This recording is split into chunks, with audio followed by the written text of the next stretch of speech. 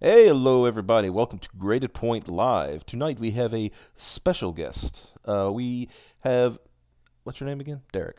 I do that all the time. Don't worry. Michael Derek. There you go, Michael Derek. Yes. From the currently ongoing with 3 days left, the Abductables, currently on Indiegogo, currently fully funded, but of course, wouldn't hurt to get some more money on that, right? Yeah, definitely. Yeah, we're working. We're funded, but we're working toward our first stretch goal right now. If we reach $6,000, we're going to add additional bonus pages to the book. Hmm. So That's good. Yeah, I like that. And because I'm looking, I see you followed the John Malin. You told the page count right off the bat. oh, is that something he harps on? Yeah, I saw him watching a stream of him the other night, and he was nobody else was just him on, and he was going over people's campaigns, and he's like, I don't see a page count. I don't know how big this book is. he just he, Yeah, I agree with that though. Like whenever I look at a campaign, I definitely want to know the page count. So mm-hmm. yeah, Because I see it. Yeah, it's you're doing a good, what I think is a good thing for campaign, hitting the high notes without bogging down in too much, text and everything. Yeah, that's another. John Malin. He would make a great editor in chief because he really points out the stuff. Like that's Hmm. another thing. He doesn't like when the campaign pages are too wordy. Yeah, So I might have even been a little too wordy, but yeah, I tried to. I mixed it up with text and I put plenty of pages of art. So right, I mean, that's the main thing is just having a lot of art on the page. right. So you got the Abductables, which is a 52-page one-shot, written by yourself, of course, and art by Mr. Canales. I cannot pronounce his first name. A lot of people call it eBay, but I eBay, don't think that's correct. I eBay believe it's Canales, eBay. eBay. Yes, eBay eBay does Canales. sound right. Yeah, yeah, Yeah. yeah. He was. Anybody don't know who's listening? Is anybody listening? Is anybody watching right now? There's Is anybody out there? nobody's commenting, so I'm wondering. We're screaming into the void. Piper, go shield because you got the most followers. Uh, Meaning Brazilian. yeah, go shield again. Use your power of being viral. Yeah, your womanly wiles. Um,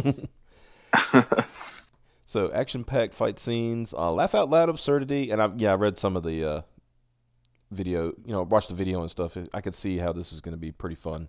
One Yeah, thing. that's the So give me the premise. What's the premise of this book right now? What's yeah. So basically, it's what would happen if aliens abducted the wrong man. Imagine it like if aliens abducted the Punisher or an '80s action hero like Arnold Schwarzenegger from Commando. mm-hmm. And unfortunately for the aliens, he wakes up on the operating table as they're about to probe him.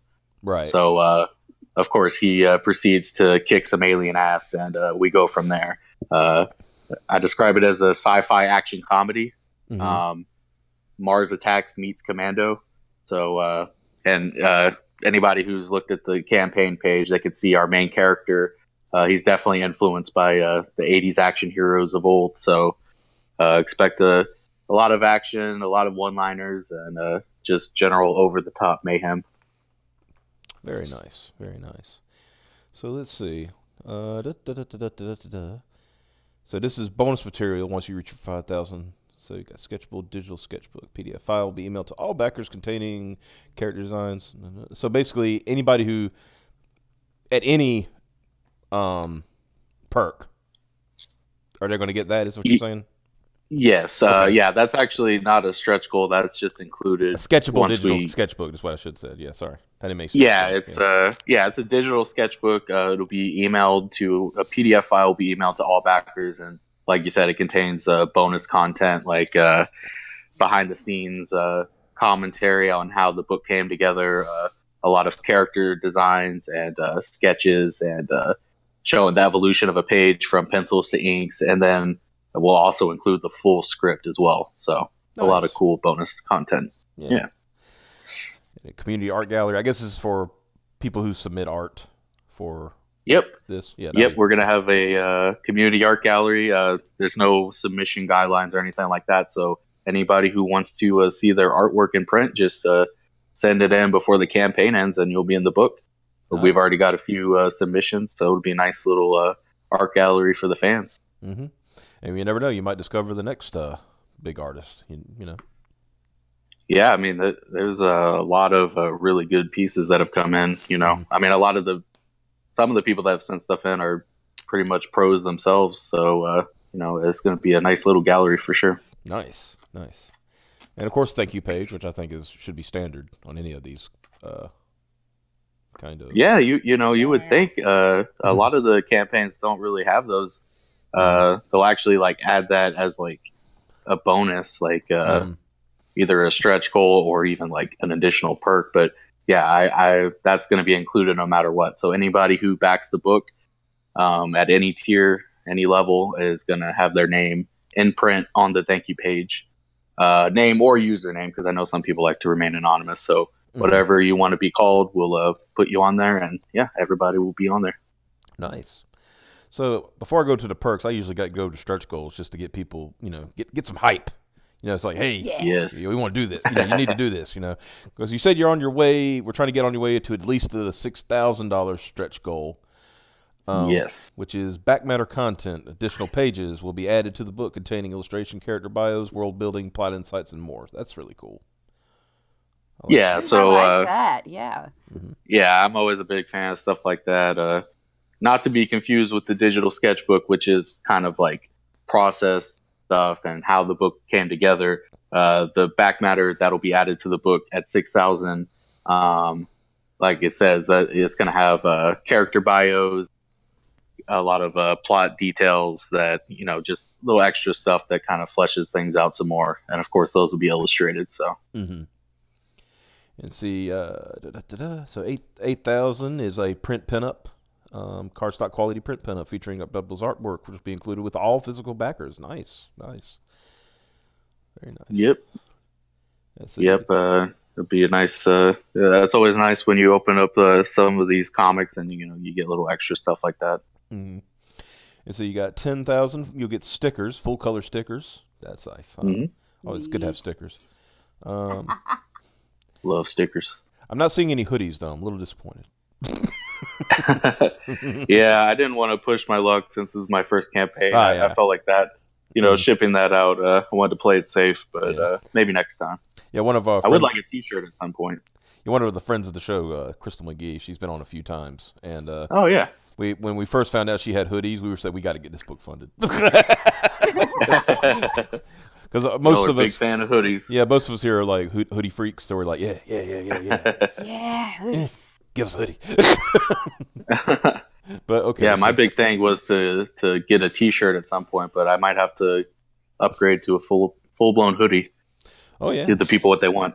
Well, we joked with her. It's because I was like, I think it was her $12,000 stretch goal. And we joked with her that after that, your $20,000 stretch goal should be pants. Yeah. So you'd have the full outfit. You'd have, because you had a shirt already, like a shirt perk. Yeah, you got to get the full outfit. So you had the shirt, you'd have the hoodie. So obviously you need some pants. And then at 100,000, you get shoes. Oh yeah, man, got to be full. The good night apparel. Yeah. Let's see, where was I? Bookmarks. I like the book. I've seen a few campaigns that have the bookmark perk. That a stretch. I think that's cool because it's something you can keep with that book, and it's just Yeah, exactly. Cool. Yeah, I think a couple of the campaigns I backed included bookmarks, and I always thought that was cool. So yeah, because I know Doug Tenaple had one for Bigfoot Bill. He had a bookmark. Oh, nice. Stretch goal.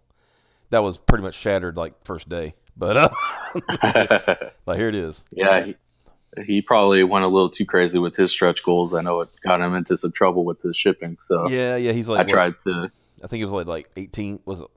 No, wasn't that much. It was like 8,000 in the hole for shipping or something like that. It was like. I think it was like 18,000. It might have been. Yeah. I think it might have been 18,000. Yeah, he's like 18 in the hole just because it's a hardback. Yeah, because he upgraded a hardback. Everybody gets a hardback though, so that's cool. But at the same time, it's like Yeah. Kind of gets in trouble there. Yeah, that was my big thing, especially since this is my first campaign. Is just try to be as conservative as possible because even estimating things and calculating all the costs as I did, I'm sure there's going to be unexpected fees and things are going to add up. So I definitely did my best to make sure everything was going to be able to afford it. Well, I always said, from everything that I've watched and kept up with, the biggest thing is to remember to, when you do your base goal, whatever your base is, to make sure that would pay for everything that you were intending on doing to start with, Yep. Yeah, absolutely. So yeah, that's why, we got funded like less than a week ago, and I figured, we were on track to get funded, but you never know. So, Right. of course there's the doubts, but for this campaign, we made it a fixed goal. So if we hadn't been funded, we wouldn't have got any money. Right. Which adds a little more pressure to the campaign, but I still prefer that over the flexible goal because, worst case scenario, you get like $1,000 funded, but that might not be enough to buy a print run, So, exactly. Yeah. you don't want to do that, and then you're going to have to. Unless you got lucked out and everybody was a digital backer, like, oh, good. Yeah. All I got to do is some emailing. I'm good. Exactly. I didn't even realize that you could actually donate directly to these campaigns. Like, you don't actually have to buy a perk. I did not know that until Ethan Van Sciver had Billy Tucci on, and I feel like most people don't know that. Yeah. Yeah, like I've backed so many campaigns, but I never realized you can just donate directly. So, and we've had a few people do that, which is nice because that's like helping fund the campaign, and there's not going to be any cost connected to that. So, right. Yeah, but I feel like more people need to know that because I just found out after running my campaign when I got my first donation. I was like, wait a minute, you can do that. So, is this free money? Yeah, it was. I haven't gotten this since I was a child. What's going on? None of my perks are cost that amount. Where did that amount come from? Right. So at 15,000, you're going to do a trading card. And I want to say, in a lot of these campaigns that are including trading cards, I am so happy because when I was a kid, I loved the trading cards, like X-Men, Marvel, DC superheroes, that kind of stuff. It was really cool. I had some people, I was a little bit before like the whole Pokermans and things like that. So a little bit before that. So I didn't have. I was all into Pokemon back in the day. So I'm still all into Pokemans. I mean, I will say I played the games, because I'm not that old, but but as far as the trading cards go, I was kind of out of trading cards by that time. But I had like binders of like X-Men. I don't know if you remember the. What was the artist's name? Joe Jusko. He did like a whole run of like, I think it was called like Marvel Unlimited or something like that, and it was just like all painted cards. It was beautiful. Yeah, I didn't know his name, but I remember those cards. They looked so awesome. Yeah, there was. And that's a fun thing about a lot of these campaigns is they're kind of there's a lot of they're doing new things, but there's also kind of a nostalgia for the heyday of the 90s. So including trading cards that just brings to mind more of the the way the industry used to be, where it was just a lot of fun and it's all about collecting. So I think I agree with you. I love the fact that a lot of these campaigns have the trading card. Yeah. Let's see, at 20,000, you get the square bound printing. That's basically, it would make it like a true trade paperback instead of a standard floppy. Yeah, exactly. Staple. Yeah, as of now, it'll just be a standard floppy comic book. But if we do get that, we'll be able to afford to upgrade it to a full blown trade paperback. So right. That would be a cool one to get, because I don't know, it's something about that square bound, just like it's quality. You know what I mean? Like you can put it on a shelf and it has a spine and everything. So you didn't necessarily have to keep it in a bag and board, to preserve it. Yeah. And let's see, we did that square bound, and then at 30,000, full color. Ooh. Yep. I not to you never say never. I don't think we're gonna get to that point, 30,000. But a few people have asked whether or not the book is going to be colored. As of now, it's illustrated in grayscale by Canales. He digitally added grayscale zipatone, which I think looks great and actually really fits the aesthetic of the project. But I know some people really, really want their comics to be colored. So if we do reach that goal, I will be able to afford to hire a professional colorist to color all the pages. So if that's something that people really want, it is possible. Mm-hmm. I mean, you're putting it out there, so people like, hey, you know where we need to be to get to this, you know. Mm-hmm. Yep, exactly. Mm-hmm. And then, of course, the $50,000 mystery item. You ain't gonna tell nobody. So you're not telling anybody until you get there, huh? Like, exactly. That's a good enticement. It's just like, got to find out. Yeah, I mean, it must be good if it's 50,000. Yeah. That's got to pique some curiosity. Mm-hmm. And then, see, I like you went over that, and then because most people put that stuff at the bottom, so you had to scroll way down to see what the stretch goals are. And I like the fact that you put that near the front, and then you can scroll down and get to, read about the summary and things like that. Yeah, exactly. And especially since now that we have reached our funding goal, I want that to be right up there at the top. Yeah, because you want to emphasize the, what more could people could add to it as it gets more funding and stuff like that. And like I said, the art is looking really good for from seeing Canales's like progression as far as his style and stuff, and his art lends perfectly to this kind of project too. Yeah, he really, I've been a fan of his anyway, but for this project in particular, he really is a perfect fit. I mean, it's an action comedy book, so he really does sell the comedy aspect with his cartooning style, with his exaggerated features and some of the expressions he gives the characters. Even without the lettering or any of the jokes, like just looking at the pages, it makes you laugh. So definitely in good hands with Canales. Looking at the chat real quick. So Florence asks, so anyone else paying $495 to learn how to crowdfund comics? I mean, I was thinking about maybe signing up for that class. Maybe I can learn a thing or two. Yeah. Since I think if you made another $5,000, you would actually go beyond whatever she's ever crowdfunded. In all honesty. Well, that's the crazy thing. Yeah. We know she was an editor, and is an editor, but what has she crowdfunded herself? There was crazy. It was like a book she did on Kickstarter in 2011 or something like that, and it was literally she did it as a tryout so she could become an editor. Wow. Yeah. Oh yeah, you're right. Yeah. Yeah. For that now, yeah, it was kind of like just so that she could have something on her resume. Oh man, that's just such an outrageous number, $495. Why not? I don't know.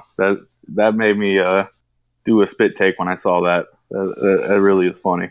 I mean, that takes some nerve for sure to charge people that when all these Comicsgate YouTube channels have been telling you how to do it for free on their streams. So and they actually have successful campaigns, so I don't know what she's going to tell anybody any different.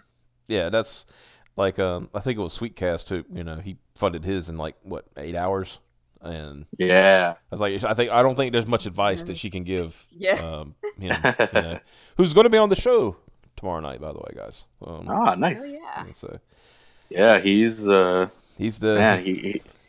He's the man of the hour kind of thing. Yeah, for sure. He's true success story. I mean, he's even on the the Indiegogo homepage, on the trending section, even when you don't even go to the comic section, he's just right there. So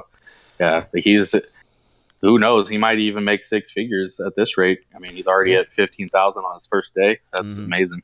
Well, he did everything, basically what people have been saying for a while. He's been doing, practicing what they preach. It's like, build an audience, promote your book. He was promoting the book before he even had campaign, 3 or 4 months before. He said, this is coming, this is coming, this is coming, this is coming. And then one day, it's here. You know, so Yeah. so Yeah, and I tried to do the same thing. I started promoting the Abductables back in November, mhm. and I started my Twitter last April, so it's been a year that I've been on Twitter. So I mean, really, it's been I started promoting the specific project in November, but I've been promoting myself like for a full year before the Right. campaign. So yeah, the more promotion, the better. Unless it's like a really good project and it really resonates with people, I don't know how it would be possible to get funded just out of the gate without any promotion. Mm-hmm. You got a question from Florence. Yeah. They wanted to ask, how do you usually write your characters? The characters usually come to me after I come up with the initial concept of the book. Mm-hmm. I like for the Abductables in particular. I think the basic idea was just like, okay, well, if you got abducted by aliens, what if you actually woke up on the ship? Because at that point, it'd be game on. Because Yeah. I'm sure that's the last thing little gray aliens would expect is for the human to wake up, and they probably wouldn't do too well in a fist fight with any your average human. Yeah. So from there, I just kind of took it a step further. Like, well, what if the human was like this huge, like muscle bound guy with roid rage? Yeah, he's just this big action hero with, and so that visually that just made a good contrast with the little chubby little grays, and just went from there. It's like of all the people, like for example, of all the people you could abduct in an alien abduction, you abducted Doom Guy or something like that, right? Like, the worst, the worst possible one they could have possibly abducted. Yeah, yeah, exactly. I hear that. Yeah, and my favorite page in the book, it should be on the campaign page. It's when we call him the abductee. We don't reveal his real name until later because when he wakes up on the ship, he's lost his memories, so he doesn't even know who he is. Yeah. But once he regains his memories, things kind of take a turn. But my favorite page from the book is just the opening shot of him like sitting up on the probing table, just looking at the aliens, and they've got this kind of like, oh shit look on their faces, and you know exactly what's going to happen. And they know they're screwed. So that page always makes me laugh. I also like the idea you took, like, the whole classic, they're gray in your book, but like the little green men, the little, you really emphasize the little part, like, yeah, exactly. And it makes a good point. So it's like, I mean, the whole idea of in sci-fi of alien abduction is that they get to drop on you, right? That they, you're knocked out or they knock you out, and then they do their things, and then they put you back, and you're none the wiser, kind of thing. Yeah, it's almost like seeing the man behind the curtain, because as far as we know, these aliens, they're this higher intelligence, this unknowable entity that takes us in the middle of the night and perform horrible experiments on us, and it's almost like a dream or a nightmare. But the fact that he actually wakes up, he kind of sees them for what they really are, and they're really just these short, chubby little creeps that really don't know what they're getting themselves into, and really aren't going to do too well in a fight. Right. So, right. It's kind of like, and that kind of plays into the comedy aspect as well, because it's like, the gray aliens, they tend to get taken pretty seriously in most forms of media, but here we're kind of taking the piss out and just making a joke of them. Yeah, putting it on its ear, essentially. Yeah. Yeah, exactly. Why does the Abductables make me think of a movie I've never seen? I mean, you never know. Yeah, you might get an option one day. You might see this on the big screen one day. Right? It really is like one of those like concepts. Like, why hasn't no one done that before? Like, it seems so obvious, but it kind of reminds me of an episode. And it's funny. He's not here, but one of our other hosts, Cab. Sometimes we start talking about Star Trek stuff, right? And it reminds me of an episode of TNG where, like, I think it was Riker he kept getting abducted while he was sleeping, and they gave him a stimulant so he would be awake, and so he was there so he could see what they were getting ready to do to him and stuff. So he was able to, like, stop them and stuff like that. I was like, yeah, that's interesting. Yeah. Yeah. Some people have asked, how does the abductee wake up on the ship? Because they usually do put you in a form of sleep paralysis. Yeah. I don't want to give too much away, spoiler wise, but it's interesting that you say that with the Star Trek episode, because that might there might be something to that. Might play into this. Yeah.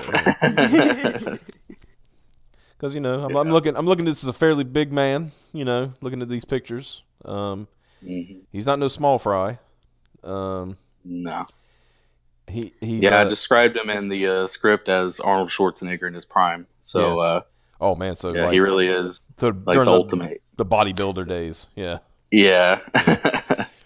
Where his muscles had muscles. Exactly. Where he had to walk sideways through doors and stuff like that because he's so freaking huge. Yeah. So let's look at these perks. So the featured perk for $15. By the way, $15 for a 51-page is a good deal. In all honesty. Yeah. Yeah. 52-page actually. But 52. Yeah. Excuse me. Why did I say 51? Yeah. 52 would be more round. I don't know why I said 51.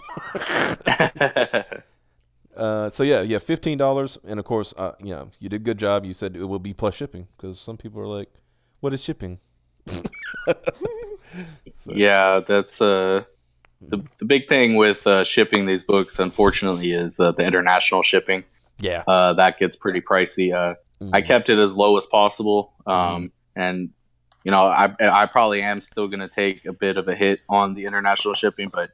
I try to be as fair as possible for the international backers because I know it gets pretty pricey for them. Yeah, I'm really hoping. I don't know if you've kept up with some of the stuff Ben Henderson's been talking about, but he's been talking about essentially getting hooked up with printers in. Let's say for example, you have let's say you're selling 50 copies in Italy. I'm just going to throw that one out there, right? Mm-hmm. And it would hook you up with a regional printer that give you the same quality you would get in the States or whatever, and it would ship directly from them, so it would save on shipping that way.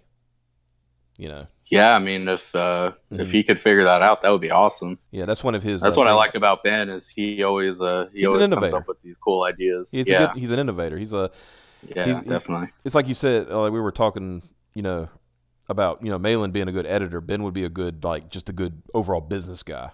Like we're gonna do things differently. I have a question that's been bothering me this whole time. Mm-hmm. In that picture right there, is he naked? This one in the right above the $15. Oh. So. Can that be zoomed on? Is he naked in that picture? Okay. Well, let's see. Okay, it's funny you say that. The one above the $15 perk, he actually has a full-on spacesuit in there. It's just very form-fitting. Oh, okay. Because if you look closer, it has scales on it and stuff. But yeah, it is. It's funny. We added we gave him that spacesuit later in the book because. When he wakes up on the ship, he's in his underwear, and we're like, we can't really have him running around in his underwear the entire book. Yes, you can. The book, so you do get your money's worth there. But yeah, at some point he does don a alien spacesuit and kind of suit up for battle. So people, if it's skin tight though, where's his dong? It's smashed in there. I mean, shouldn't there be a really good outline?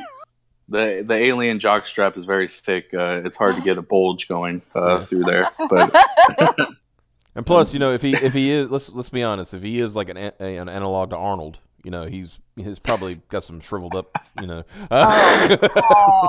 Well, yeah, I mean, you know what those steroids do to you. It's unfortunate, but it's the price you pay for those muscles. It's like I don't know if you ever seen the documentary Pumping Iron. No, I do want to see that though. Is that the original one from the 70s or something? Yeah, it talks about him and Lou Ferrigno and people like that. Here in bodybuilding, real big back then.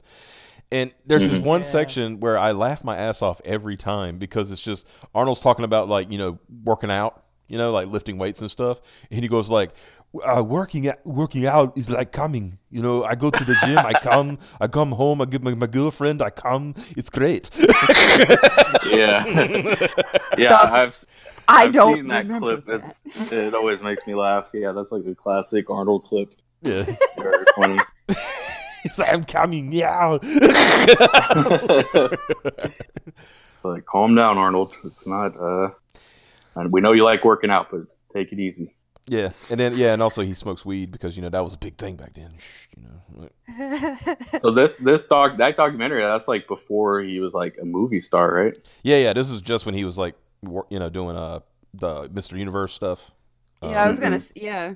Because it's like him. It was another guy. I forgot his name. Something Franco. Because it was like him, Franco, and then like Lou Ferrigno came. He was just coming in, right, to the bodybuilding stuff. And I don't know if you ever seen Lou Ferrigno in his prime, but Jesus. Oh yeah. There's a reason he was cast as the Incredible Hulk in the TV show. He was ridiculous. Like, yeah, and we were talking on Action Heroes anymore, right? So we kind of settled on it would have to be like a pro wrestler. Yeah. So either John Cena or Dave Bautista from Guardians of the Galaxy. Yeah. Or the big one would be The Rock. So I think out of those three, that would be our best bet. Yeah, because I don't know if you've seen Cena lately, but he's just like shredded. Yeah. Like, oh, really? Yeah, he's gotten.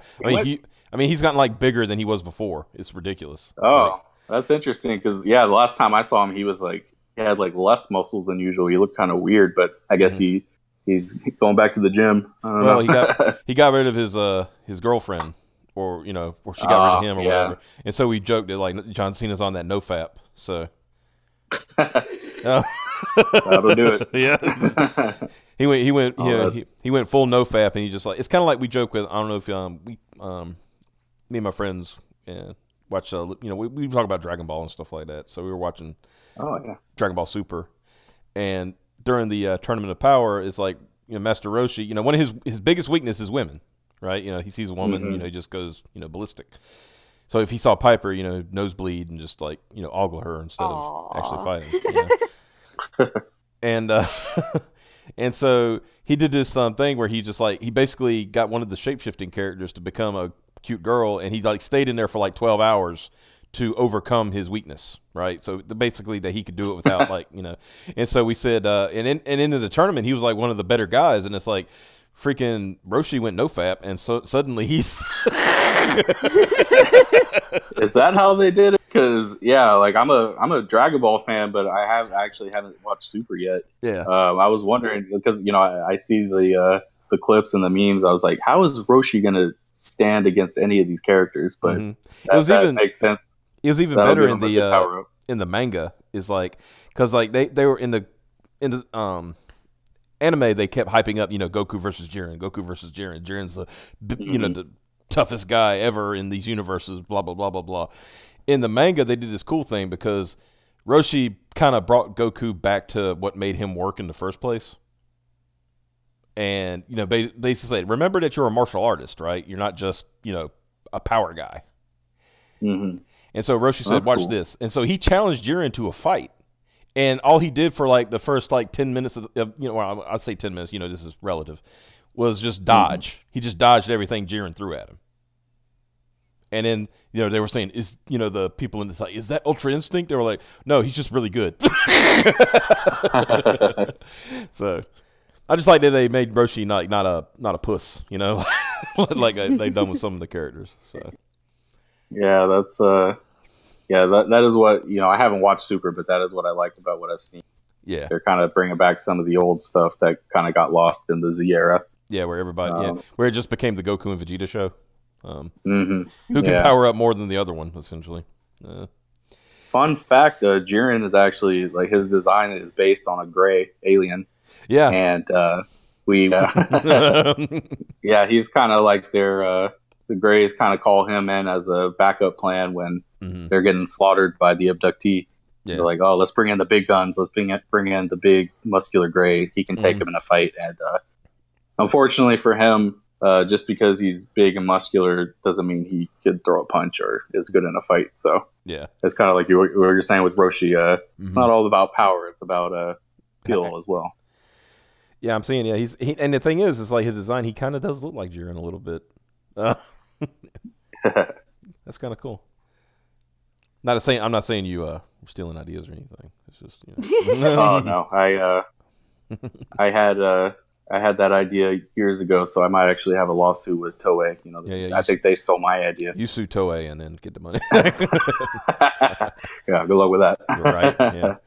So you have an $8 digital copy. So that's the easy one. You just email that. Yep.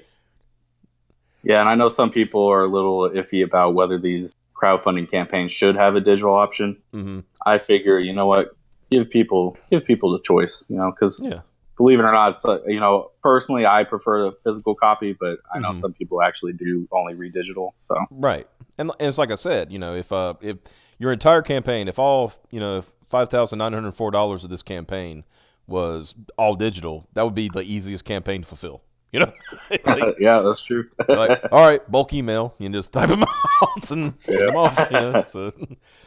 And I should mention that any physical perk that you buy is going to come with a digital copy anyway. Oh, see, there you go. So that's further incentive to just go ahead and pay the extra for the physical copy. See, I look at it like this. I look at digital like this. It's like, you don't want to carry your book everywhere. Like if like you're going out of town or something like that. And I just wouldn't want to feel like, packing up my book and risk it getting damaged or something. So yeah, exactly. So, and let's see, with the $25, you get 2 physical copies. I guess it's one to read and one to grade. Yeah, exactly. Either buy one for yourself and give the other one out as a gift, or for the collectors out there like yourself, you can have one to read and you don't have to worry about messing it up, and the other one you can keep in pristine condition. Yeah, because all the books will be bagged and boarded. So nice. Yeah. And there's you got the bulk order for $100. How many is included in the bulk order? 10 signed copies, all bagged and boarded. Oh, nice. Okay. Yeah. So this is like for the retailers and stuff. If I don't know. I don't really expect too many retailers to take us up on it.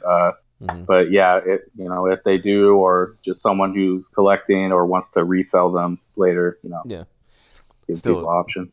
They probably still make better money than they would from getting for a diamond.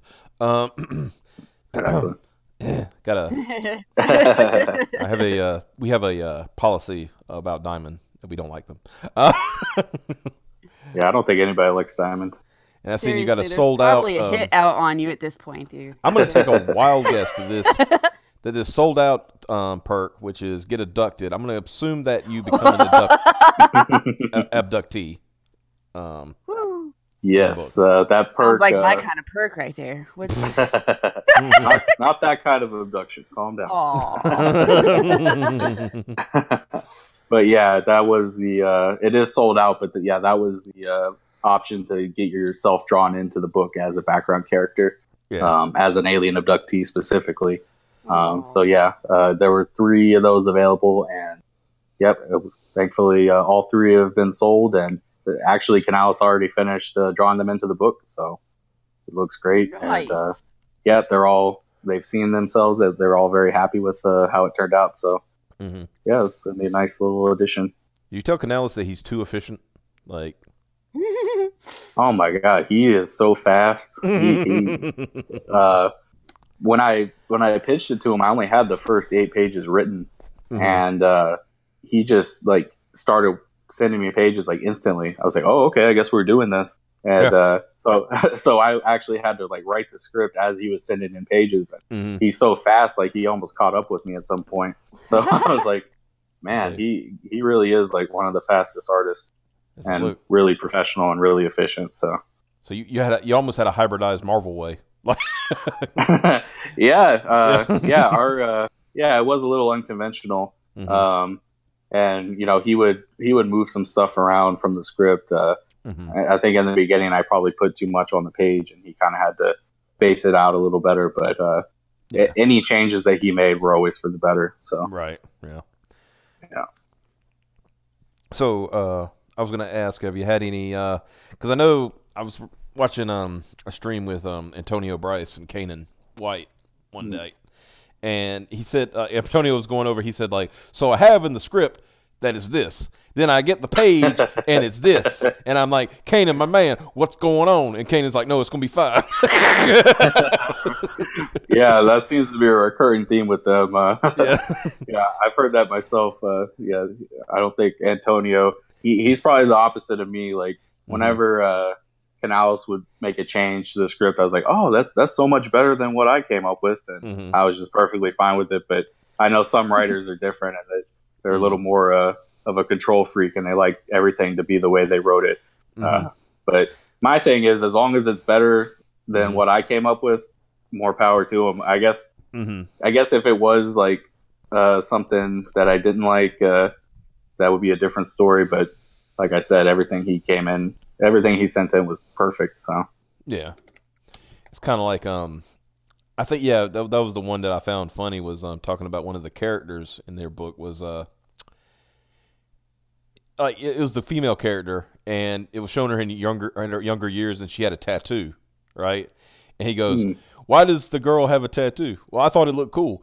You know, she's only 16. You know, she can't have a tattoo. Well, she lied about her age. She's a rebel. You know, and that's how you fleshed out her backstory. Yeah. And so he's all like, so eventually Tony's like, okay, I can work with it. I get it. Florence Supin has another question. All right, let's see what old Florence has to say. Where's it at?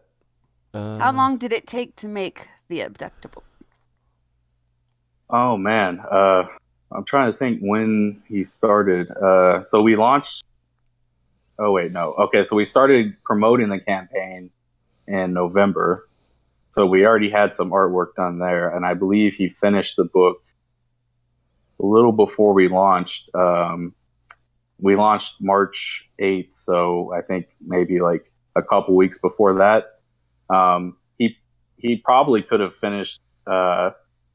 From November to March, but he probably could have finished a lot sooner than that. But he was actually working on 2 books at the same time. Okay. Yeah, he was working on the Abductables, and then another project that's actually on Indiegogo right now, Necromancer, with another writer. So yeah, he was. You know, we talk about how fast he is. That he was fast while working on a completely other book. So he's really fast. Yeah. So, but is that from the point like from script to finish? So this was an idea I've had for years, but like I said before, I only had I had the synopsis of everything, but when I pitched it to Canales, I only had the first 8 pages of the script written. So yeah, I did finish the script before him, obviously, but yeah. So from the time I sent it to him to early March, I can't do math in my head, but however long that is, like 4 or 5 months. So nice. Seems fast to me. Yeah, that is pretty fast for comics. Yeah. Yeah, that's sorry, I'm just thinking here. It's something I do. That's definitely not. Definitely not normal, though. Canales is a freak of nature for sure. And improving while he's doing it, not just, Yeah, exactly. He's not remaining static. He's actually improving. It's like, that's what's really good about it. Because, like I said, compare, like, Iron Sights to that is like, almost like you would think, at first when you told me it was Canales, when you DM'd me the other day, I was like, that's Canales? Because I was like, it didn't look like his work. That's how much further he's come along. Yeah, he describes his time working on Iron Sights as kind of like artistic boot camp. He learned a lot working on that book, and the thing about Iron Sights was it was a very gritty, kind of down to earth book. Set in the real world and all that. And I think Canales' forte is kind of more outlandish kind of stuff. Yeah. So, he had to be more restrained in Iron Sights, but when he was working on Abductables, he was free to just go crazy and really unleash his creativity and, not be bogged down by any kind of real world stuff. So I think he really enjoyed that and was kind of freer to express himself. And also he's not, constantly getting badgered on Twitter for being a bad boy. God. Very, very bad, very, very bad boy. I think the worst thing about him getting banned on Twitter is it's not even for a legit reason. Mm-hmm. He made a joke. He was quoting Commando. Have y'all seen Commando with Arnold Schwarzenegger? Yeah. I've seen Commando. Yeah, he was talking to his friend, and he did the quote. What is it? I like you, Sully. You're a funny guy. That's why I'll kill you last. Oh yeah. Yeah. So he quoted Commando to his friend, and they reported that as a death threat. So that's what got him banned. Really? Yeah. So It's not even a legit thing. And he made a couple of new accounts after the fact that lasted for a little bit before they got banned again. Yeah. But I think the last time he tried to come back on Twitter, they banned him like within 10 minutes. So I don't know if they have his like IP address blocked now or what, but I don't. It's not looking good. I don't think he'll be able to come back to Twitter. It depends. I know. Well, for one thing, it's kind of weird if you clear your cache and clear your stuff, that seems to help for some reason. I don't know why. Maybe pass it along to him. Yeah, that is what I wonder. Do they go as far as to ban someone's IP? Because if not, then maybe he can't come back. Yeah, because I got a friend. He's from Australia, and I can guarantee you he's been banned at least 15 times, and he keeps coming back. And I asked him, "Why do you keep coming back?" He said, "That's just fun." He said, "What does it cost me? Nothing." It doesn't cost me. He said, "It doesn't cost me anything," and I make fun of people. Who cares? Maybe they'll just give up at some point and stop banning him. Yeah. Well, what he does too, he kind of like he'll shift his identity. It's like he'll stick with a theme for a little while, and then he'll go to another theme, and then he'll go to another theme, kind of thing. So yeah, we were thinking about giving Canales an alternate persona as like an SJW editor for the book. Like, we brought on this new editor to help us out with the Abductables, and then he would just be a full-on SJW. And it's not hard to act like an SJW. No, yeah, I have found that out because one day I was just messing around with friends, right? Because this person, like my friend, he has a picture of some like I forgot, I don't even know what the picture is, and he was getting made fun of by these SJWs for the way he quote looks. Oh, God. And the picture's not even him; it's just something he found on the internet. And so my friend, he doesn't hold back. Like there's no filter, right?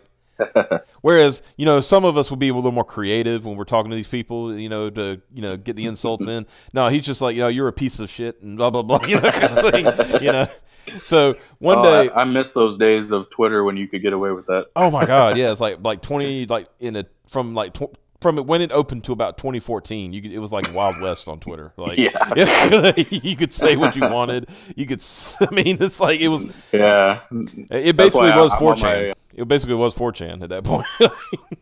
That's why I'm on my best behavior because if I get banned, we're screwed. So I gotta be careful what I say on there. It's hilarious because I've only gotten what we call Gulag, which is just like temporarily put you in the timeout box. I only had that happen to me once. It was a 12-hour, and it was same reason Canales got banned. It was like it was a joke, right, between friends, because that's I'm that's so frustrating. Yeah, because it's like I understand they have their terms of service and their rules and everything. Why can't with Canales? Why couldn't they have just given them a warning like, hey, delete this tweet? And we're going to put you in timeout. Why does that have to be a permanent ban? Or at least when he appealed it, he could say, I was quoting a movie. Just so he could, so I was quoting Commando, guys. What's going on? But yeah, my friend, basically, he called me a Confederate because I live in the South, right? Well, he's from Germany, so... Oh boy, I know where this is going. Well, I didn't call him the N-word. The other N-word. The other N-word. I called him a goose stepper, though. Dang, that got you a timeout? Huh? And that got you a timeout? And that got me a timeout. I joked with him that he's the one who reported me. I know he wouldn't do nothing like that. But I was like, why'd you report me, man? Come on. But I figured somebody went through, and it was either the Twitter bot, because they got a bot that kind of, it was either that or somebody actually I pissed in somebody's Cheerios or something, and they got, mad at me. Yeah. So. Because that happens a lot too. You like because like my friend, he's getting constantly harassed by these. It's like 3 or 4 women now that like because he made one mad, so now they're like trying to swarm him. And that was the kind of thing that got funny because like we joined in with the women, right? We were just like, you're a horrible human being and stuff like that. Oh, that's funny. It's so easy to use their same things. Yellow Lantern 12 says, "Look at what happened to Lo Ping. He asked Caleb for a dick pic and got banned." And what's funny is Caleb didn't send him no dick pic. Didn't even get the dick pic. Didn't even get dick pic. It's like, dang. We tease him about he's on his that Lo Ping guy's on his second account, and sometimes we'll tease him. It's like, hey man, you still didn't get that dick pic, did you? Just report these people when they, then it would have at least been worth it, Yeah. Just report these people when they call someone a Nazi incel or white supremacist. Well, the problem is that doesn't get them banned. They're allowed to. There is a double standard. There is literally there's a meme that goes around about the 2-tier justice system in the United States. But there is definitely a 2-tiered moderation system at Twitter because for sure. Yeah, it's the SJWs can say any kind of vile, horrible thing they want to people, and as long as they're on the right side politically, they can get away with it. But if someone who's slightly to the right of an SJW says anything controversial, they're getting banned. I'm really surprised. I guess I'm too creative when I make because there's this, I consider myself conservative, right? But there's this one person I do not like, and that's Bill Kristol. Owner of the National Review. He's just a dick, right? And I thought he's a dick for years, not just recently. This is like going back way back. And so I found out he was on Twitter and he says the wild stuff he just says sometimes. So I'll quote tweet him and say, "We still live in a world where Bill Kristol is taking up precious oxygen." I'm basically implying that Bill Kristol should off himself, and I don't think anybody's ever picked up on the fact that I think Bill Kristol should not be living. Yeah, you might want to be careful with those, how you word those particular tweets. Oh yeah. I say something like, Bill Kristol should probably take a long walk off of Short Pier, things like that. Very, He's one of those. He's like a never Trumper, right? Yeah. Those people are so annoying to me. Well, he's also one of those what I call a defeatist Republican. It's like even when we're in charge, we're not going to do anything because that might get us so we can't get reelected. And like, you're in charge though; they put you up there to do stuff, Yeah, I mean, just the Republicans who are like against Trump. Because he's kind of an asshole. Like, who cares? Like, you're really gonna like disavow or give up on your own policy just because you don't like him personally? Like, that's just so annoying to me. Well, let's and they always say there's nobody been like Trump, like there's never been a president like Trump. I was like, well, been a few that have been like him. Well, I mean, I'm sure there a lot have been like him. They just weren't public about it. Well, I mean, people, he just says what he wants. So. I mean, let's look at. I mean, I always bring up Lincoln, right? Oh, Lincoln, he's a great emancipator. You can't talk about Lincoln. I was like, well, Lincoln did suspend habeas corpus. I mean, he basically took away your rights to a to a speedy trial and, all this stuff. Think about that. Nobody wants to talk about that. He literally suspended constitutional rights. So. There's no president that was a saint. That's for sure. And of course, they talk about the rhetoric. No presidential candidate or president ever talked like that. I was like, I can find campaign stuff from. John Adams and Thomas Jefferson, when they ran against each other, and John Adams called Thomas Jefferson a hermaphrodite. That was in print. I mean, he actually said it. He actually called him a hermaphrodite. They would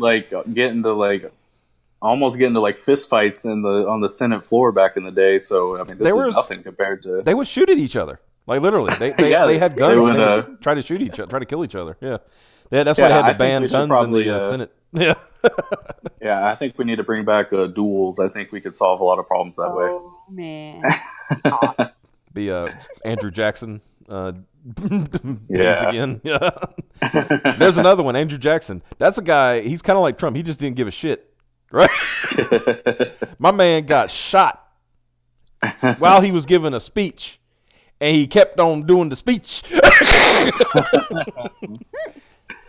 And then one time, like somebody came up to shoot him, like was going to shoot him with a a pistol, and he beat the dude with his cane. Oh man! I mean, talking about that's a badass right there. I don't care who you are. Somebody comes with you with a gun, you whip your cane out and start beating the shit out of them. That's like awesome. I mean, that would win my vote. Mm-hmm. I mean, yeah, of course he did. Of course he like displaced the the Native Americans and stuff. So that's not cool. But there's a lot of things that presidents do that are not cool. So I don't like the. I'm not a fan of the trend of like tearing down these historical figures and they were they were slave owners, they were racist, they were horrible people. It's like, well, yeah, that's just that was the time period. Like, as if they're the only horrible people at that time. Yeah, exactly. I mean, there's not going to be an end to it. Like, if you want to erase these historical figures from history, like, it's only going to get worse the further back you go. So how much history do we want to destroy? These would be these type of people would be like, if it was still up, they would want to take down the Colossus of Rhodes because it's a man. Yeah, exactly. That they would take actual art and history and destroy it because it's it offends me. I mean, why don't we tear down the Colosseum in Rome? Because people had to fight to the death there. Yeah, slaves were fighting to the death, in there. So that's not, but we got to preserve that. It's like, oh, okay. Yeah. Well, I'm sure they'll get to that eventually. It's coming. They're going to want to tear down everything at some point. So yeah. That's just the way it is. They don't. Stream went dead for a second. I did drop a frame, so that might have been what that was. Talking to the chat, by the way. So, what was I going to ask? Oh, I guess I should ask this because I ask everybody who comes on the show, especially if they're like, associated with Comicsgate and stuff like that. Mm-hmm. How long have you been a Nazi? Oh man, I guess as soon as I announced that I was Comicsgate, because according to SJWs, that does make you a Nazi. So okay, yeah. I asked Kristol that one time. She came on the show. I said, Kristol, how long have you been a Nazi? Now, Kristol is a young black woman, right? So it's kind of funny. I asked the question, and she went, "Wow."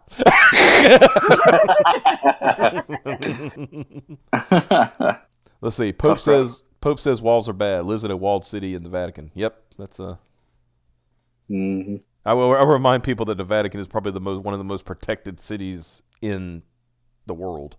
Yeah. So like. Yeah, don't get me started on Pope Frank. I don't want to piss anybody off. Pope Frank. Well, I could go. I say that as a Catholic. Technically, I'm not a Catholic, but I went to a Catholic school when I was growing up. So I got a lot. When you go to a Catholic school, even if you're not Catholic, you get a real inside look of basically because the church runs the school. So yeah. And I was like, I was. Go ahead. Oh, I was gonna say, go ahead. Oh yeah, I was just gonna say, like, I was raised Catholic, but never went to Catholic school, just public school. But no. I've heard some interesting things about people who did go to Catholic school. I mean, the education is like, as far as like pushing you and stuff like that, it was great. I mean, I was learning stuff in like 5th grade, and when I went to public school starting in 6th grade. And I am not kidding when I said I did not learn anything new until 10th grade. Damn. I mean, that's how much they were pushing, right? I would have probably, if I'd have stayed in there, I would have probably been doing like geometry by 8th grade if I'd stayed there. So, I mean, that would be, that's the way it should be. I think the more you learn, the better. Yeah, exactly. But and he's got a private army. Oh, Pope Frank. I like how you called him Pope Frank. I'm going to call him that from now on. I know one person. Yeah. He asked me because I'm, like I said, I'm more evangelical. I'm not, never was a Catholic. Just know enough about it. I know plenty about it and stuff.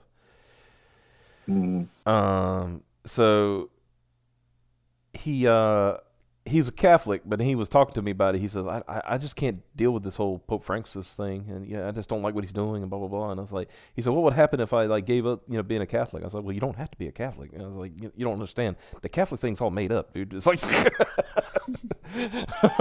I said, not really made up. I'm just saying, like, I think Pope Francis. I'll tell him, say his official title. Mm-hmm.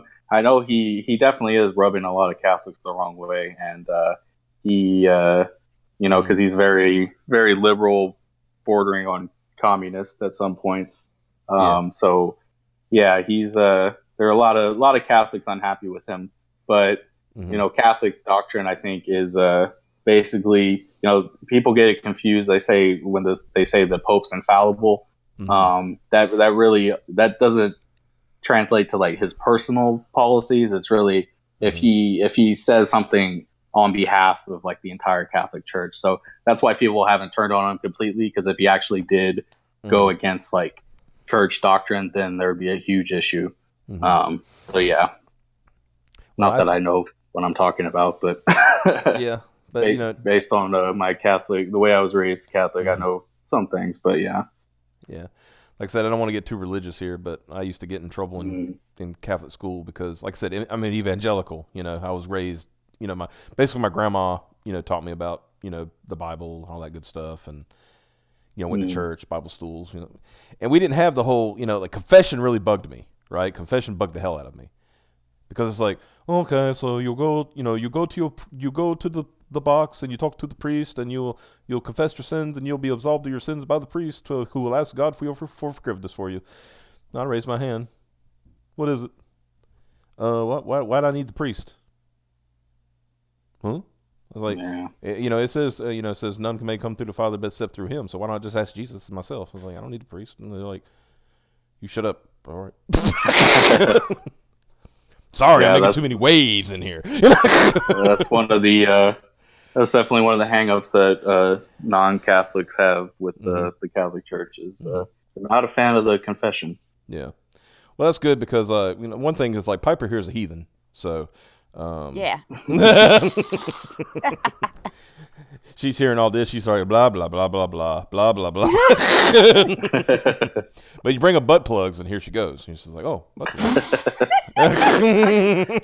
Something tells me you have a super religious. So as soon as you get too much into like Catholicism talk, and I kind of zone out.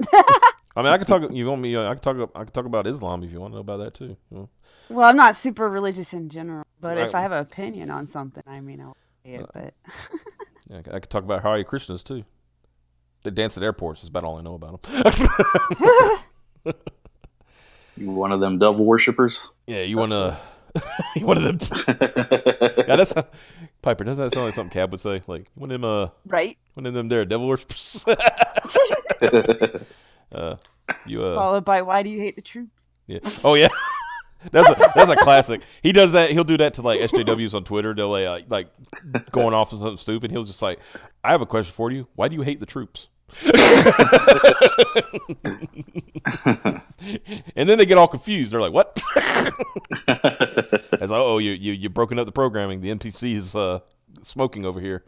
Psst, psst, But then once they get their bearings, they will admit that they do indeed hate the troops. So, and they'd probably be proud to admit as much. So, yeah.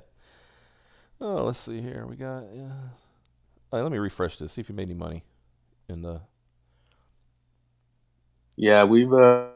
I'm hoping for a bit of a boost tomorrow because Friday's payday. Yeah. So I'm hoping we'll get some more backers. But yeah, we've been going at a pretty good pace. Mm-hmm.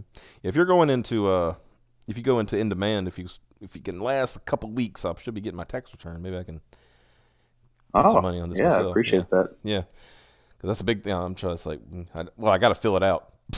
I've been really, really lazy as far as my taxes this year. It's like. Usually I'm doing like end of February. This year I'm just like, I just won't feel like it. Yeah, I always try to get them done as early as possible just to get it over with, like ripping off a Band-Aid. Yeah. Well, see, the thing is, I think because I did tax preparation for Jackson Hewitt for 3 years. And I think that's kind of broke me a little bit. And I was like, I don't want to, because I do it myself. Yeah, I do it myself. I'm not like going to a service or anything. It's just, like, I just don't care. Because we had they have these specials, like all of them, the H&R Block, Jackson Hewitt, all those ones that, fill out taxes for you and stuff. Mm-hmm. The problem is they do these things like, well, all you got to do is bring in your check stub. We can go ahead and fill out your taxes and you can get some of your refund now. Yeah, but you still need a W-2, right? You can't file a tax return without a W-2. So even though they come in with their check stub and all that stuff, yeah, you're basically they're getting a loan against their taxes, because their refund is what they're getting. Yeah, probably all kinds of hidden fees in that process as well. So. Yeah, but then the people don't understand why they have to come back with their W-2 because they don't explain that on in the advertisements. It's like. Well, and I, had to go through the whole spiel. You legally cannot submit a tax return without a W-2 because without a W-2, it does not show, it's not officially in employment. And blah blah blah. You just got to go through the whole spiel, and then you tell them, especially. Oh, go ahead. I was gonna say, and then you tell them like if they want to check instead of getting direct deposit. Well, you might have to wait 6 to 8 weeks. Why do I have to wait so long to get a check? Like, oh, jeez. Oh man, yeah, that must have been a headache. Oh, you tell me. That's what's frustrating about Indiegogo and like these crowdfunding things is they haven't really solidified like the tax laws around it. Yeah. Because a lot of crowdfundings are for donations, but obviously with the comics, that is, you are selling a product. Yeah. So I wish there was like kind of like a simplified way to do it where you just fill out a certain form. I'm assuming I'm just gonna have to talk to somebody and like meet up with a CPA and try to figure out how to do all that. But my guess is if they're anything like Patreon, they'll probably send you a 1099. Yeah, they said they would send a 1099 if you have 200 backers and reach 20,000. So yeah, that's right, because there is a thing in the tax law if it's like under, but you're still like you said, you're selling a product, so you might want to. I would definitely consult with a CPA, especially whatever state you're in. Yeah, because I always do mine like through TurboTax or Tax Act, but I think I'm just gonna have to sit down with somebody and just. It's worth, in that situation, it's worth paying them like $100 or something to get it. Yeah, make sure you're good. Exactly. So because you don't want to. I mean, because I know there's certain, like from what I remember, there are certain amounts that you don't have to claim because but. It's a little different. That's another thing is because once the campaign ends, I think they're just going to deposit the lump sum into my account, and then, but it's not like a traditional like independent income where it's like where you pay quarterly taxes. I think I read something like if it's under 1,000, you just pay it the next year. So. I don't know. But yeah, I'm probably just going to have to sit down with somebody. Yeah, because he says, I'm looking at your thing. You says Austin. Right? Is that Texas? Mm-hmm. Okay. Yep, I'm in the Austin area. You might be good as far as your state because I know Texas is pretty good with their state taxes. So yeah, we don't have a state tax. So I mean, we do, but it's sales tax. So God, I wish that were me. I encourage everybody to move to Texas. It's awesome. Yeah, I live in North Carolina, and we have an income tax, and we have to fill out a tax return every year. And I don't know how you do it. I mean, just the federal tax that already is too much for me. Now here's a good one for you. You're gonna love this. When you buy a vehicle, right? You pay a sales tax when you buy the vehicle, and then you have to pay it. Then you got to pay a property tax on the vehicle. Yeah. That sucks. My uncle lived in Virginia, right? And when we told him that, like when he came to visit one time, we were just talking about taxes, and we told him that, he thought we had two heads. He's like, "What are you talking about? That sounds stupid." I was like, "No, seriously. You buy the car, you pay taxes on it, then every year you got to pay taxes on the vehicle." Yep. He's like, "That's a ripoff." I was like, "I know, right?" Yeah. That's like that here. Although one thing I do appreciate is for owning a vehicle, you don't have to do emission tests in Ohio. You got to do them in emissions tests rather. You got to do them in Texas. Well, for your vehicle. Yeah. Yeah. We don't. Yeah, we, that bullshit. So we can drive piece of shit cars out here. Every state has its pros and cons. That would be nice to not have to do that. But yeah. I'm hoping to visit family in Texas. I was born in Texas. Oh, nice. Actually. But once I got used to Ohio, man, going back down south, oh my God. Mm-hmm. And I always go in the summer. Like, maybe I should go season, but nope, this is my summer. I try to go visit family in the summer. It's the worst time now that I'm used to Ohio. Yeah, we're back to the 100-degree weather. Yeah.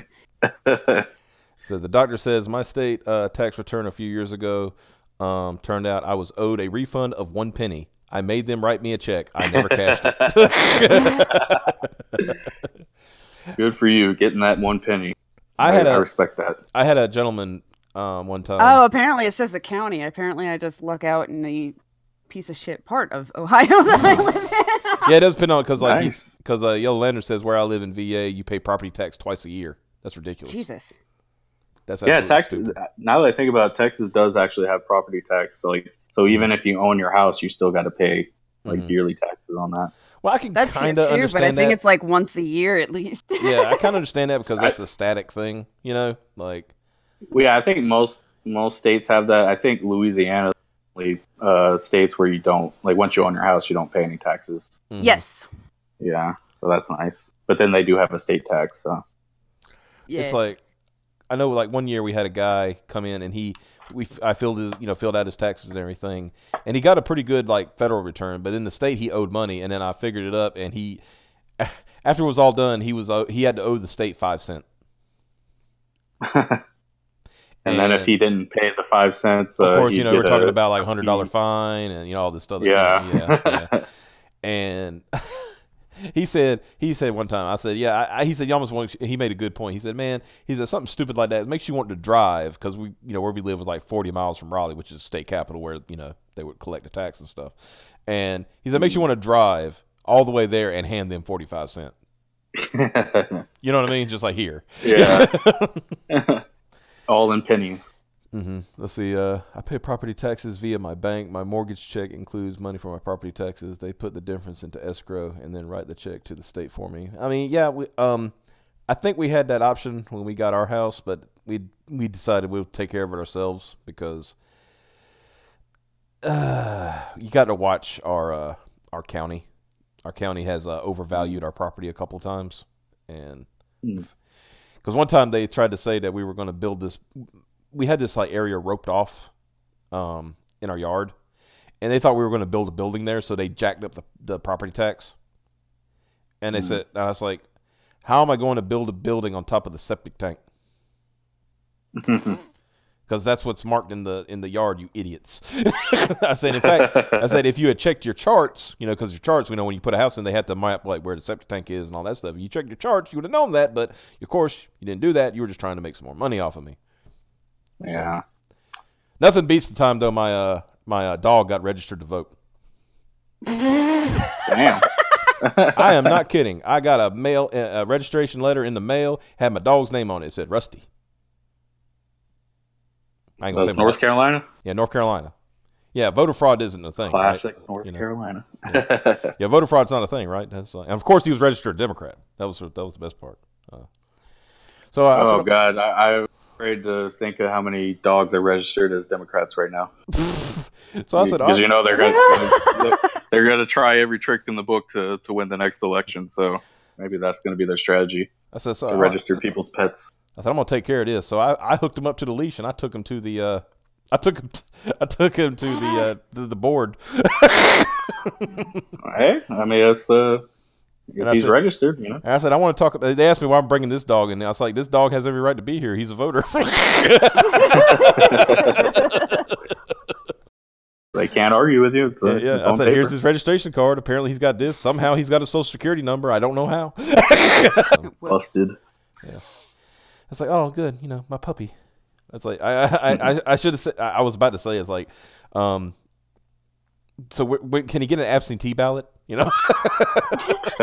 I'll be sure he fills it out. Gotta go abroad for a bit. Mm-hmm. So now that you've done the Abductables, and after you get that fulfilled and everything, do you have an idea for your next project? Yeah, I have a few ideas. I'm still trying to figure out what direction I want to go in. Mm-hmm. I have another project in the works with another artist. It's a samurai book. We've been working on that for a while, but the artist J. Paul Sheik, he's a little busy right now, so I don't know what the status of that's going to be. I would like that to be the follow up, but as far as if that would be on Indiegogo, I'm not 100% sure. I definitely do want to do a follow up campaign. Like I do want to stick with Indiegogo, but I also kind of want to try some new things out, like maybe like a digital only comic, or I also have an idea. I want to do a newsprint book, a horror anthology on newsprint. That'd be cool. Yeah, maybe by using the Alterna Publishing their thing where you can order books from them. So I might try that out as well. So yeah, just trying out different things. But I definitely do want to. I hope that this is just the first of many campaigns from me. So stay tuned. Yeah, and like I said, once I think I'm having a feeling that once this becomes more of a popular thing, that things will shake out better. So pricing will be better, shipping will be better, et cetera. Yeah, definitely. Yeah, it's all it's still in the early stages, so people are figuring this stuff out. So yeah, the follow up campaigns definitely hope the prices will start to come down a little bit. I think John Malin actually says that once his campaign for Graveyard Shift is completely fulfilled, he's actually going to post all the numbers and lay out exactly, what shipping costs, what it costs to print, he's just going to lay it out for everybody. Yeah. So that's going to be really helpful. Yeah. And cause that's the big thing right now with the crowdfunding campaigns. It's just getting the cost down. See, apparently we're buffering. YT memes. Make sure there's nothing on. Yeah, I've just lost the one frame. It's fine on my end. Yeah. So this is a small stream. Yeah. Like, leave us alone, YouTube. Don't cut me back, man. Come on. I'm a humble little North Carolina. They're interfering with the stream. They don't want you giving out their voter fraud. Oh yeah. That's what it is. I said too much. They're like, oh no, he figured it out. Shit, he got us. Told the stories. So, but yeah, so you know too much. But yeah, I hope. I hope. The idea of doing through Alterna, I think will be good. I picked up a couple months ago. My mom had she had gotten a little sick and was in the hospital, so I wanted something to read. So I went to the bookstore. And lo and behold, they had a bunch of Alterna books there, and I got 10 books for $12. I mean, hell yeah, awesome. Like, God, this is like the old days here, yeah. Like in the old days where you could buy it's like, oh, I want to get some Marvel comics. You walk out with 15 books for $20, It's like, hell yeah. But, back in the day. But I can't do that now. It's just, Alterna is such a smart company because newsprint, people just love newsprint. It's not only is it nostalgic to the old days of comics, but it keeps the cost down so low and that their comics are so cheap. It's just it's funny. It's like an innovation, but it's really just going back to the way things were, and it's paid off. Alterna is such a good. That's why I definitely want to do a newsprint book at some point, because it's just. Look at where they're at. I mean, they're. I mean, I think he's doubled his distribution since last year, and he's having to he's just just crowdfunding some more storage space for his business, and so I mean he's on he's on it, and he figured it out. People. I mean, I look at it like this. This is how if it was me doing the formula, right? It should be the formula kind of like the old days, where you have a run. Let's say it's a storyline. Let's say a 6-issue story. For example, just throw that number out there. That would be a standard newsprint run, right? When you go to trade, that's when you get the quality paper. Exactly. That's when you use the fancy paper. Right. Yeah. Right now, it's like they're trying to sell every book. It's like it's a fucking trade. Yeah, exactly. Yeah, because when the single issues are so high priced, why wouldn't you just wait for the trade? Because a lot of times the collected edition is going to be cheaper than if you had just bought the floppies. Yeah, because if you're looking at $3.99 per book, and let's say it's a 6-issue thing, so you're looking at what, $30. Whereas like if you wait for the trade, you're probably gonna pay $25, so you save $5. And you get the nice paper. And you get the nice paper. Yeah, too. exactly. Nicer. Yeah. Yeah, and you get there's something that's just it's just enjoyable about the newsprint. Like I don't want to say disposable, but it's just like, you know, you get in at such a low price point, and if you really enjoy the story, then you can at some point you can buy the trade where the paper quality is higher, and you could have something that, you know, to have for posterity and will look nice on a bookshelf, and you know, be able to collect. That's like I said, I think I can't, you know, not speaking to the quality of the work of current comic books, because that's a whole other situation. But if they could bring the cost down, they would get a lot more people would take a chance on buying the book, you know? Yeah, but to be fair, even if Squirrel Girl was like a quarter, I still wouldn't buy it. Well, yeah. I get what you're saying. Yeah, because it's like, you know, I'm sorry. I don't want to. I don't want to read like the 8th book this month from Marvel where everybody's sitting around eating pizza. Exactly. You know. Yeah, but if they got the quality up and the price and the cost down, like, how awesome would that be if like Marvel and DC went back to newsprint? Like, just from the nostalgia angle, people would love that. Because I've heard, I don't know if you heard this, but I've heard people say, well, you can't, with the way the art is these days, you can't really do newsprint. I'm like looking at, you know, Alternative's book. I was like, this looks great. What are you talking about? Yeah, I mean, obviously, it's gonna mute the colors a little bit, but I mean, like you said, that's not for posterity. The trade, that's where you're gonna get the good quality paper, but just for the monthly comics, for the people that go into a shop every week, you know, they're not going to care. They just want the story. Yeah, so you mute your colors just a tad bit to get the story out. And then if people really like it, they're going to buy the trade that's going to be in the better quality, and you get, you know, and stuff like that. So yeah, it's kind of like in Japan, they have the weekly magazines, and it's just it's literally printed on like newspaper quality paper. Yeah. And that's just disposable. Like you buy it, you read it, and you throw it out. And then if you want to keep something to collect, you buy the trade paperbacks. Well, yeah, it's like we were talking about sales one time, and how, you know, I mean, I think we can agree in comparison, American Western comics are abysmally compared to manga. Oh yeah, it's not like even close. The drop off is not even a close, right? Yeah, because I think we did a look up was it Piper? We said that for the entire year, like at a run of like the top book, which I think was Batman or something like that, did not come close to like to the Naruto collection. It was like like Batman it sold like for the year, for, you know, for all the issues that it sold like I think 800,000, which just doesn't sound bad. But then you compare it to the 11 million that Naruto sold. Yeah.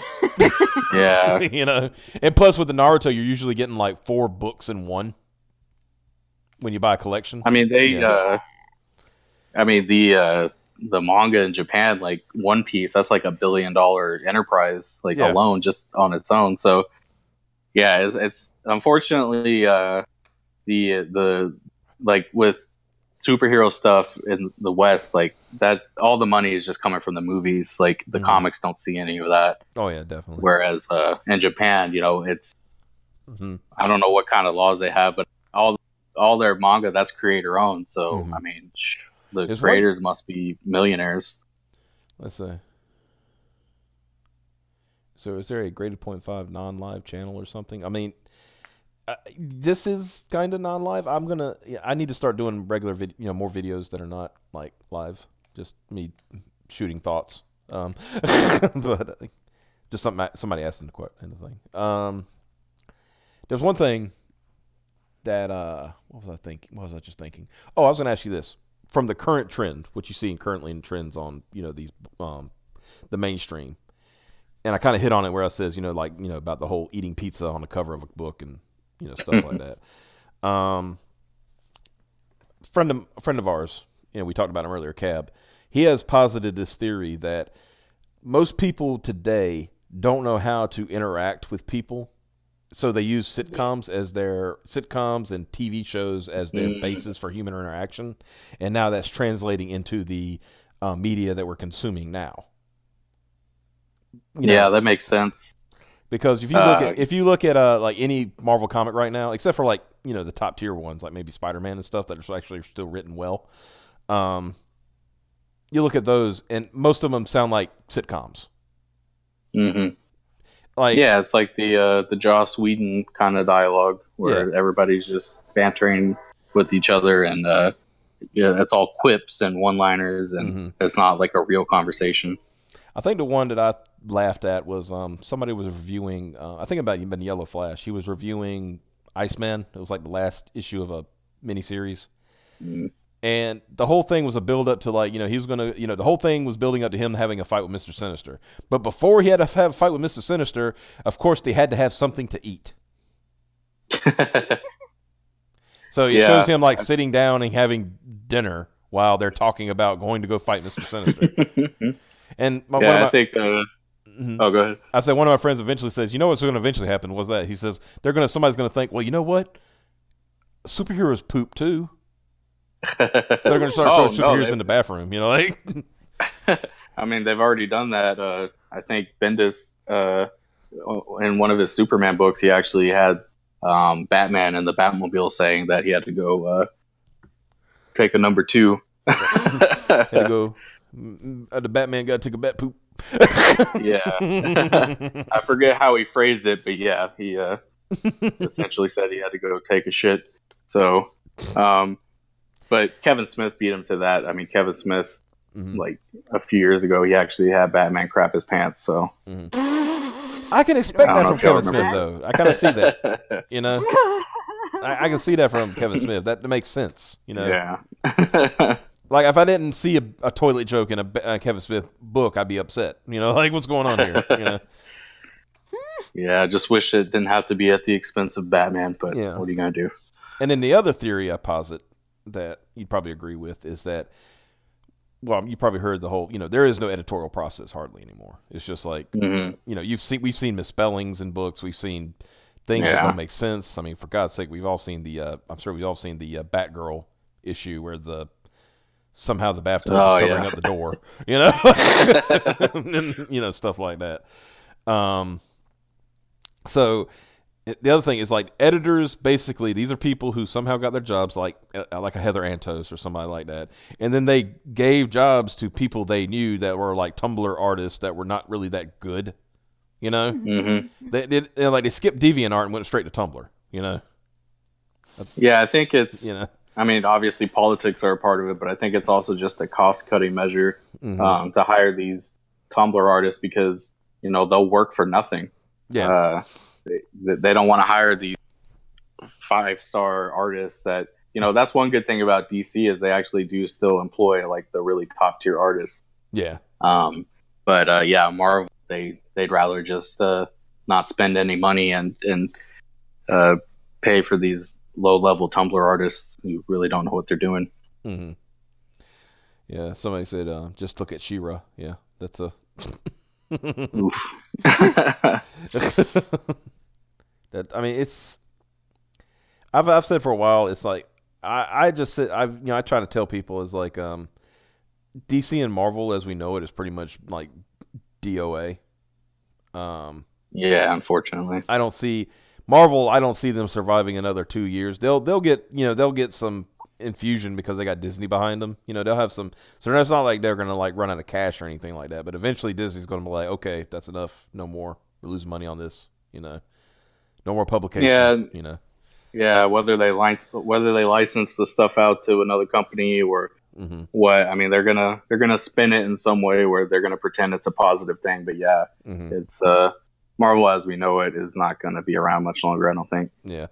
DC, I can see they're still trying to make strides to improve, and I think cutting back on their distribution is actually a good thing. People were upset, like, oh, I don't think this is good at all. I was like, no, I think it's actually phenomenal.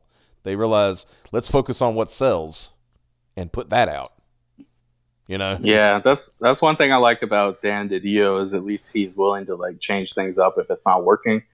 But I mean, it's already too late. They've made the fatal mistake of hiring SJWs. So, Yeah. I mean, you could already see like the virus spreading. Like it's just slowly these things are popping up here and there, and it's just getting worse. So, yeah, they're going to be fully converged at some point, and DC is going to go the way of. I mean, it's fine. Yeah, I can talk about that too. But we've been going an hour and 30 minutes. I think that might be a time to call it. Do you have any more last words to say about your campaign, sir?